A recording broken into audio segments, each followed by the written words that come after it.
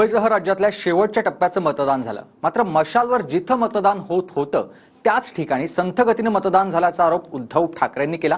त्यावरून भाजपच्या आशिष शेलारांनी निवडणूक आयोगात ठाकरेंविरोधात तक्रार दाखल केली आहे। पाहूयात। जिथे आमचा टक्का आहे, मी तो उघड सांगतो की जिकडे शिवसेनेला मतं पडतायत तिथे हा विलंब लावला जातोय।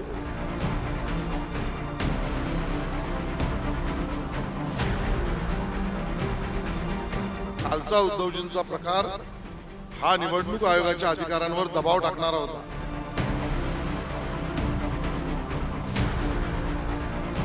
उद्धव ठाकरेंनी मुंबईतल्या संथगतीच्या मतदानावरून भाजप आणि निवडणूक आयोगावर आरोप केले। त्यावरून भाजपच्या आशिष शेलारांनी उद्धव ठाकरेंच्या विरोधात आयोगात तक्रार दाखल केली।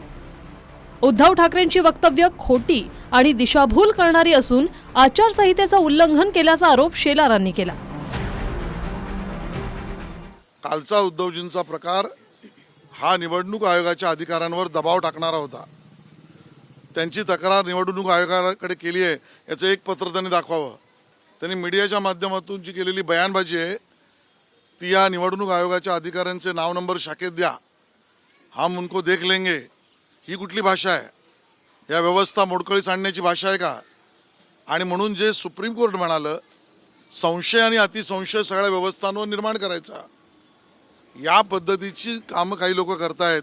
उद्धवजींनी तेच केलं। निवडणूक आयोगाचे गुलाम आहात का तुम्ही? विचारलं ना आता मी ॲडव्होकेट ऑफ द निवडणूक आयोग बोलू दे ना। आणि निवडणूक आयोगाला हिंमत आहे का बोलायची? तिकडे जय बजरंगबली केलं होतं पंतप्रधानांनी, काय केलं निवडणूक आयोगानं? काय केलं का?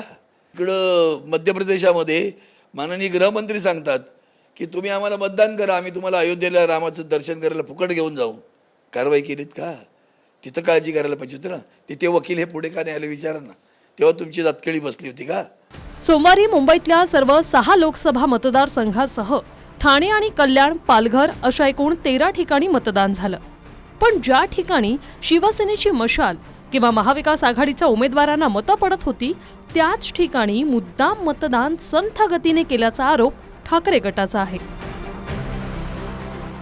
शिवसेनेला भरघोस मतदान होऊ शकेल किंवा महाविकास आघाडीच्या उमेदवारांना भरघोस मतदान होऊ शकेल तेथेच अशा प्रकारे कासव गतीनं यंत्रणा चालवली। आणि भारतीय जनता पक्ष किंवा त्यांच्या इतर लोकांना जिथे मतदानाचा टक्का वाढू शकेल तिथे अत्यंत व्यवस्थित वेगात कोणत्याही तक्रारीशिवाय मतदान घडवण्यात आलं। EVM हॅक करता आले नाहीत, आम्ही जागरूक होतो। पैसे वाटप आम्ही पकडलं तरी पैसे वाटले, ठीक आहे, मग काय करायचं? मग अशा पद्धतीनं यंत्रणा ढिली करायची। संजय राऊत यांचा बोलघेवडेपणा कधीतरी त्यांना बळी ठरेल अशी स्थिती आहे।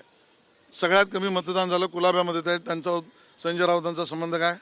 यांचा दावा केवळ हिरव्याशाही संदर्भातला आहे आणि या हिरवळी आणि हिरवी चादरीबद्दल आहे, हे आता जनतेच्या लक्षात आलेलं आहे। आणि मुळामध्ये वाचायची संस्कृती त्यांनी ठेवावी, किमान आजचा सामना तरी वाचून ठेवा।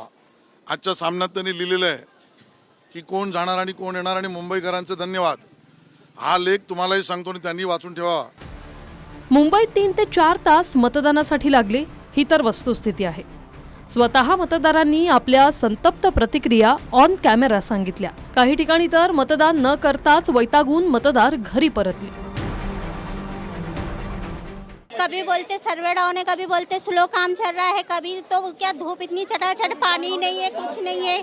प्रशासन ने किस तरह से व्यवस्था करनी चाहिए थी और उसका अभी फायदा या नुकसान हो रहा है? अभी कुछ ही नहीं हो रहा है, नुकसान ही हो रहा है। इधर कब से बच्चे भी खड़े पानी पानी कर रहे, पानी की भी सुविधा नहीं है, कुछ नहीं, मंडप डाले एहसान करे उतना ही।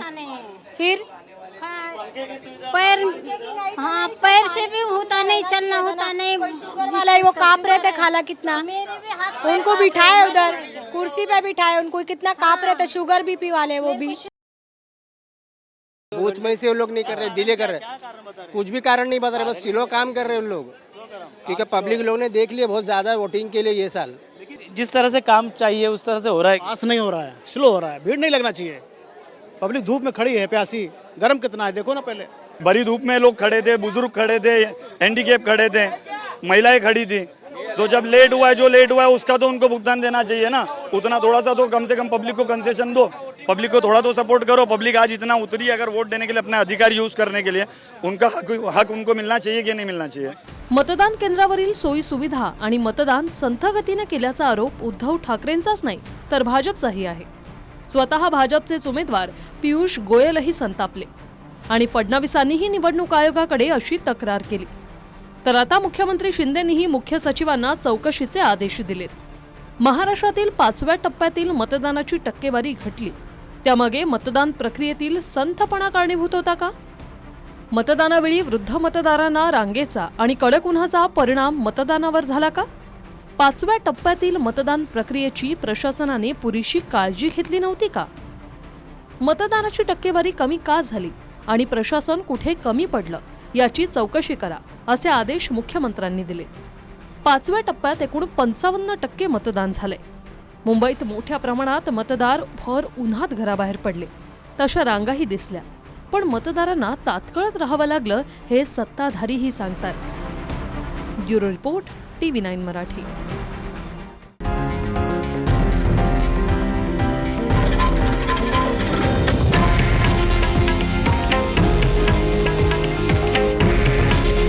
हे आहे देशातील नंबर 1 न्यूज नेटवर्क आणि आपण पाहत आहात TV9 मराठी।